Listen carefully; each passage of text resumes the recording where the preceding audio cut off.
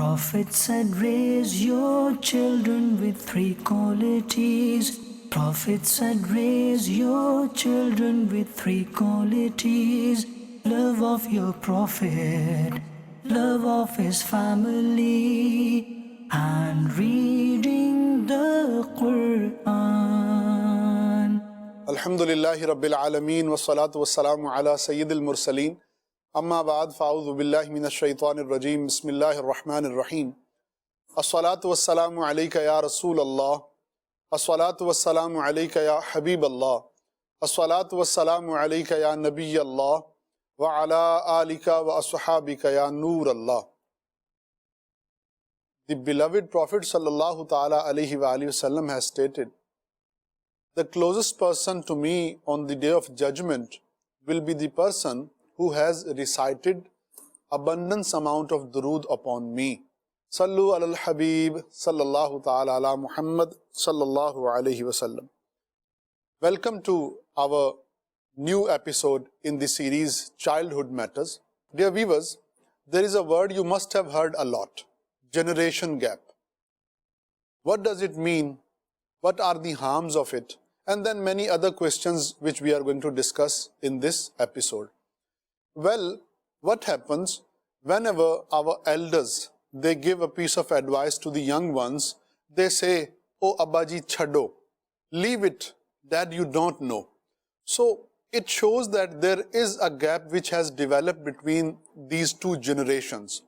Well, now in order to discuss this generation gap, its harms, and then many other aspects of this generation gap, in order to understand and discuss the generation gap, we have with us Dr. Zirak Saab, who is a psychiatrist by profession, and mashallah, he is expert and has an experience in this field. Well, Dr. Saab, first of all, I would like to ask you, I have given my own understanding of generation gap. So what is the definition of generation gap in your understanding? First of all, generation gap, if I might say, is a very hot topic in this day and age. It wouldn't be wrong to say that this is a burning issue. And this word generation gap is important, or this idea, shall I say, is very important both for the youth and for the parents. And I'm sure that both of them will watch this episode very enthusiastically. First of all, what does it actually mean, the word generation gap? I may not need to define it, because many of the viewers would actually understand what does it actually mean. But basically, in simple terms, this generation gap from sociological theory point of view refers to difference of opinion between younger generation and their parents or grandparents in terms of set of beliefs, set of values, set of opinions, and many other spheres of their social life. And clearly, obviously, if we look into it, there are differences between how young generation, they perceive their needs of their life and how they want to conduct themselves. And obviously, if we look at their parents or grandparents, then they have another perspective on the life, the needs of the life, the social needs or ethical needs or religious needs and so forth. And they have their own perspective. And sadly, in this day and age, there is a clash between these two perspectives. And younger generation, they feel that they are right, and it is their basic right to actually lead their life as they want to. And the elder generation, they feel that we have greater experience, we need to guide them, but the younger generation is not willing to listen to them. And this, in essence, is actually what I may define as a generation gap. So, well, as you have said that it is a hot issue and a burning issue, so my understanding is, I think it is only now in this age and time. Before that, it was not existing. Am I right? As far as the social theory of generation gap is concerned, then this really came into existence back in 1960s. and the people were able to observe this phenomenon. And back in the 60s and the 70s, there was a big shift in the Western world in terms of how the youngsters were conducting themselves. And basically, there was a rebellion by the youngsters or the young generation against their older generation. Older generation at that time, they were obviously, as they were maturing and they were actually realizing from the experience that the life has thrown upon them, how to conduct themselves and what are the benefits and the harms of certain behaviors. And they had a fair amount of control on the younger generation. But back in 60s, 70s, the youngsters wanted to break free from this because they said that, this is enough. We cannot actually keep on listening to our elders, and they started feeling that they are wrong. And a number of different shifts took place, whether it was in terms of using drugs, illicit drugs or street drugs, or whether it was in terms of the music, whether it was in terms of the religious beliefs, whether it was in terms of the relationships, or whether it was in terms of the ethical values. So a lot of shift took place back in the 60s and 70s, and since then, this phenomenon has actually come to, strength day by day. And in this day and age, if I were to talk about the Western lifestyle, then basically parents, they feel that they have no control whatsoever on their children, on their youth. And if the parents want to actually instill certain characteristics which they feel are important, but they are helpless, they cannot do it because their children are going to say, these are outdated values, these are outdated beliefs, the times have changed, the information has changed, the knowledge has changed, and these values, these sets of beliefs, there is no role of these values and beliefs in this day and age. We live in space age technology, where the humans are talking about, going to the Mars and so on and so forth. So basically, as a result of this shift, now the younger generation, they are completely free to do whatever they want to do. No one can stop them. And elder generations at the same time feel the victim of this generation gap, and they feel helpless that they have actually worked so hard to bring up their younger ones, but at the same time they are unable to instill in them or request them to follow the life pattern that they feel is beneficial. But I can understand from your answer that this phenomenon is only existing in Western society. Like you said that Western parents, they started realizing that they are losing the grip over their younger generation. So my question here is, don't you think that this phenomenon or this generation gap sort of thing has also reached to the East as well, although they have their own different and separate set of values? Indeed, it has to a greater extent as well.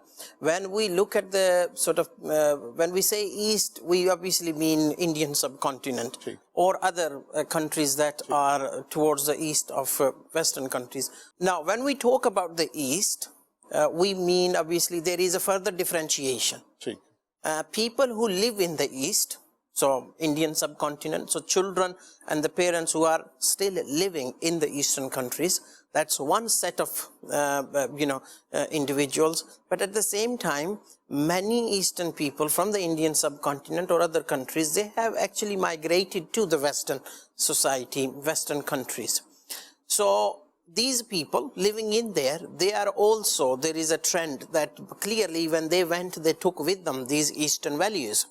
And the youngsters that are being born to these Eastern families in the West, they are also adopting these idea of generation gap. And clearly in this day and age, that is another issue as well, a burning issue. But definitely, when we look at India, Pakistan, or other neighboring countries, Indian subcontinent, and so forth, you will see that this phenomenon has also seeped into these youngsters as well. And part of this is that the world is becoming a global village. and the advances of technology, the communication, the availability of information, easy and free availability via the internet and other sort of like platforms, especially in terms of social media, it means that the culture of the world is changing very rapidly, and sometimes obviously individuals who live in the East, they feel that for one reason or another, especially the youngsters, they feel that it is something good that they need to do. Becoming modern or adopting a modern lifestyle or adopting a Western lifestyle is something that is extremely beneficial, and if they don't do this, then the people of their generation are going to look down upon them. And I could say that this may be an inferiority complex, because there are good things and the bad things in every culture, whether it is Eastern culture or Western cultures. Yes, the values that are good values and which are obviously not contradicting with the beautiful teachings of Islam, there is no harm in adopting them. Values of obviously being honest, being just, not violating the rights of other individuals. If you think that these are the Western values, then by all means adopt them. But ultimately you will realize that all these values are actually Islamic values or religious values. But to actually conclude the answer to this question is that this idea or this concept of generation gap has seeped into the Eastern countries as well. It is actually being adopted quite rapidly with advancement of social media, and there will be obviously effects of this visible at a greater scale in our society very soon as well. Well, Dr. Saab, so far we have discussed the origin of the generation gap, the term, and then we have discussed that really it is existing and now it has seeped to the Eastern people as well. Now, my question is, in the light of your experience and profession, what are the harms of generation gap? First of all, obviously, if we look at the social harms of the generation gap. Now, clearly, when young ones are, obviously, they step into life of adulthood, their hormones are kicking and they are basically driven by their emotions more than their wisdom. That's a very delicate time period. This is the time when the individuals actually need most guidance from those who are experienced. Clearly, life has thrown many things at their parents. And I think, to be honest, in my opinion, and in everyone's opinion who is of my age as well, and especially, you will not realize as a youngster why your parents stopped you from certain things when they did. Only you will realize them when you have your own children. And then you start thinking that, oh my God, my parents were right, because your feelings, your emotions, they change with experience. Life makes you more wiser. So the first harm of this is in terms of social issues, and what happens is that you see youngsters being hurt when they end up in a relationship which they shouldn't, when they make a decision which isn't the right decision. For example, many youngsters in this day and age end up taking drugs. Why? Because they're not listening to their parents. And even if they feel afraid of the parents, they won't tell them, and they will start taking illicit drugs, which then obviously destroys the rest of the life. So this is the first and foremost harm of obviously this idea of a concept of generation gap. The second one obviously is in terms of ethical values and the beliefs. Now, clearly, every culture has got different ethical values. For example, something that is completely acceptable in our culture may not be acceptable in the Western culture. And what is acceptable in the Western culture may not be acceptable in the Eastern culture. Now, being a Muslim, obviously, we have to compare everything as per the teachings of the Holy Quran and the teachings of the Prophet sallallahu ta'ala alaihi wa alihi wasallam. What actually doesn't go against the teachings of the Quran and the Prophet sallallahu ta'ala alaihi wasallam is what is right. And what goes against it is wrong, whether it is found in our Eastern culture or Western culture. And the children again need guidance on these ethical values. And again, because of this idea of a generation gap, when the parents are going to actually teach the children about these ethical values, about the religious values, about obviously what is our identity. There's no harm in having, even if you live in Western countries and you want to have an Eastern identity, this is your basic human right. You can wear whatever you feel comfortable in. No one can stop you. You can actually behave as long as it doesn't contradict or doesn't break the whatever the bylaws are of that country and so forth. So this is the other effect where parents, as a result of the generation gap, have actually failed to instill in their children the right ethical values. The third, obviously, harm of this generation gap is, now the children, they again need guidance in terms of, for example, choosing their career, what field they need to go into. Now parents again have a good understanding of the behavior of their child.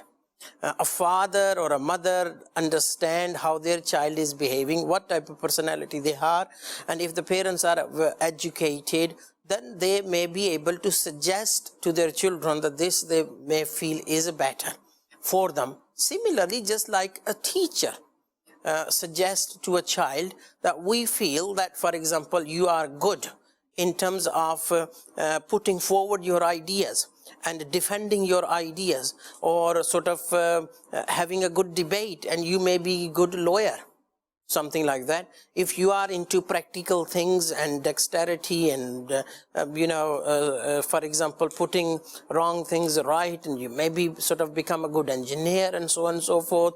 If you have a caring behavior, then you may be good as a doctor and so forth. So because the teachers and other individuals can guide them, similarly the parents can guide them. But now, because of this generation gap, the youngsters are not going to actually accept. And we have to talk about majority. Clearly there will be cases where youngsters do listen to their parents, but that is few and far between. So these are some of the harms. Clearly there will be other harms as well, and the more you think about, and the parents will be able to obviously think about more harms of this generation gap. Now, if we look from the children point of view, they may not be able to understand that these are the harms. They will say, well, this is our right, I'm free to do whatever I wish to do in my life. But clearly this whole, the development of this thought process, that I'm free to do whatever I can do, and I don't need to listen to my parents, is another big harm of this idea of generation gap. In this age and time, I have observed something, and that is because of the advancement of the technology, young generation, our youth is totally absorbed in technology, and now they have, I would say, tsunami of information. Day in and day out, they are receiving information, and now they are trying to absorb it. In this flood of information, I think they have forgotten the importance of experience, because experience also has a value. So my question is, do you think that today information is standing in front of experience and denying the experience? You have actually raised a very good point.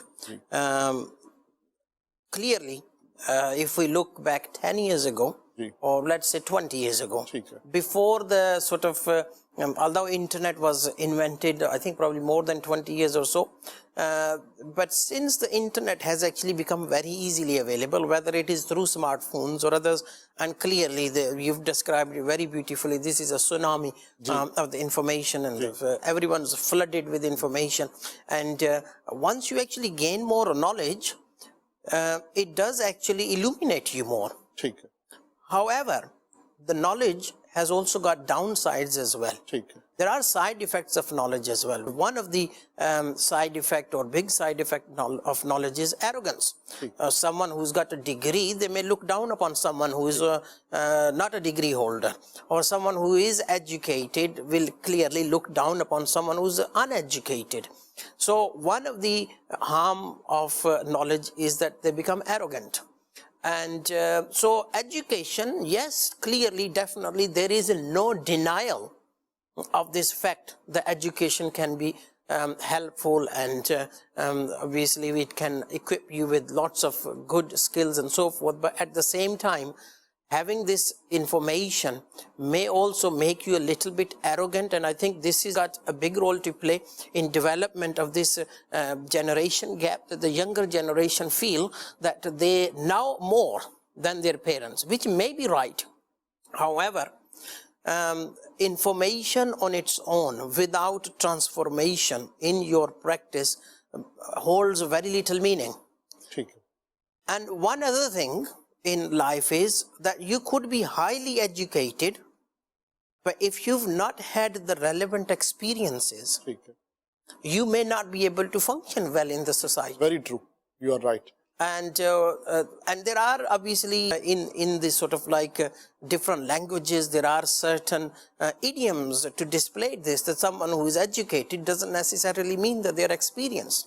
So, and many times you have actually seen people who are not that much educated, but because of their experiences in their life, they've got good, very good social skills on how to deal with others, and so on and so forth. And I think clearly our young generation in this day and age has definitely completely ignored this idea that their parents are someone who are experienced. And they will only realize this experience when these youngsters will marry themselves and then have their own children. And when it comes to bringing up their own children, you will realize what use education is to them. And in many ways, it is the experience that you actually need to lead your life more successfully. And yes, we have to maintain a balance between information, but at the same time, you have to actually make sure that youngsters in certain aspects may have more information. How relevant that information is, I don't know, but experience is always relevant in every field. Very good. Okay, so youngsters need to understand that they may have more information, which may or may not be useful, but their elder generation has experience. Just the way that youngsters need to realize that their elders have got greater experience, and the only way they can benefit from this experience is if they tread on the same path. But if they want to go in the different directions, then clearly no one is going to benefit, or youngsters at least are not going to benefit from this experience. At the same time, elders need to accept this fact that the younger generation in this day and age is actually well equipped with information, and they again need to tread the same path so that they can benefit from this information as well. Dear viewers of Madani Channel, generation gap has created, I would say, a sort of wrong thinking in the minds of our youth. They have started thinking that these elders, they are worthless, if not all the time, but many times. And then they also think that we don't need to take advice from these elders. This generation gap is actually taking our younger generation out of the hands of our elder ones. Here, first of all, I would like to request the younger ones that please try to be in touch with the elder ones. And on the other hand, I will also request the elders, you need to be very soft and very kind, and you need to deal with these people, with this young generation in a very wise way, because at the end of the day, they belong to us, they are ours, and it is our responsibility to put them on the right track if they lose the track. Well, Dr. Saab, at the end of the silsila, I just want to ask you your personal experience. What do you think, how Dawat-e-Islami has bridged the gap between the young generation and old generation, and now there is no generation gap in Dawat-e-Islami? Now, Alhamdulillah, I have been part of Madani Mahol of Dawat-e-Islami since 2007. So it's been almost 11 years, and I have had lots of experiences in Dawat-e-Islami. Now, it may feel to the viewers that I may be biased in terms of giving this opinion, but I'll try to be as honest as possible. I'm, Alhamdulillah, an educated individual. So when we actually try to give any advice, it has to be impartial. Now, in my opinion, if there is only one solution to this generation gap, then that lies within the teachings of Islam. Because I'm very well aware that Islamic teachings give rights both to the children and gives rights both to the parents as well. And both of them need to realize these rights so that both respect each other. And I think this element of respecting each other is first and foremost, that if we want to close the generation gap. Now the second thing in Dawat Islami is that when Dawat Islami started in back in the 1980s, most of those individuals who were part of Dawat Islami, they are now in their 40s and 50s. But still this element of youngsters being in part of Dawat Islami, or youngsters being the dominant part of Dawat Islami, still exists. The reason why this is the issue is that when you are educated from religious point of view, and when you have obviously religious knowledge, and I see in many ways that in Dawat Islami, when you could have a young one who is basically the head of a particular cabinet, and there could be elder individuals in age who are part of his cabinet. The reason that has happened this is that there is very little generation gap. People are actually looking at an individual and saying they're educated, they're experienced, even if they are young, we will accept them as our leader. Or youngsters are looking at elders and saying that yes, they're educated, they're experienced, and we will accept them as our leaders because of the teachings of the religious knowledge as well. And I think in this way, Dawat Islami, because what is happening is that the people have realized that religious knowledge, Islamic knowledge is very important to learn. And once they learn that, what is fard they have to learn, what is wajib they have to learn, and most importantly, in teachings of Islam, there are obviously, there is a big component of teachings which is what we call as akhlaqiyat, mannerisms, and how to treat other individuals. And we are taught that if you see someone who is older than you, always think of them that they have more good deeds than me and respect them. And if you look at someone who is younger than you, then think of them that they have got less sins than you.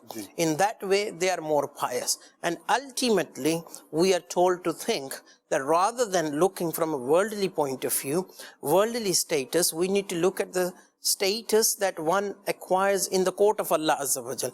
And I think when someone clearly understands this, then the generation gap goes out of the window. And then whether it is someone who is younger than you and giving you advice, you will accept it. When someone who is older than you giving you advice, you will accept it as well. And similarly, even at home, people or youngsters will realize that there should be no generation gap. So in my own experience, in my own view, and in my sort of like based on my educational knowledge and my own analysis of what is happening in the Madani environment of Dawat Islami, I think this is a very powerful weapon in terms of mending this generation gap. MashaAllah, Dr. Saab has very beautifully described the importance of Madani Mahal of Dawat Islami. Dear youth, I'm just talking to you directly. Let this generation gap type of thing not disrespect you, your elders, because Islam says that the adab, the respect is the complete religion. If you want to become a good Muslim, if you want to become a complete Muslim, adab is necessary. And then, mashallah, when you are acting upon this teaching of Islam, that you are doing adab of every elder person, believe you me, there is not going to be any generation gap. And mashallah, this mindset will save you from this generation gap and then many other harms in your life as well. May Allah subhanahu wa ta'ala enable us to understand the real teachings of Islam. Ameen bijahin nabil ameen. Sallu alal habib sallallahu ta'ala ala Muhammad sallallahu alayhi wa sallam. Prophet said, raise your children with three qualities. Prophet said, raise your children with three qualities. Love of your Prophet, love of his family, and reading the Quran.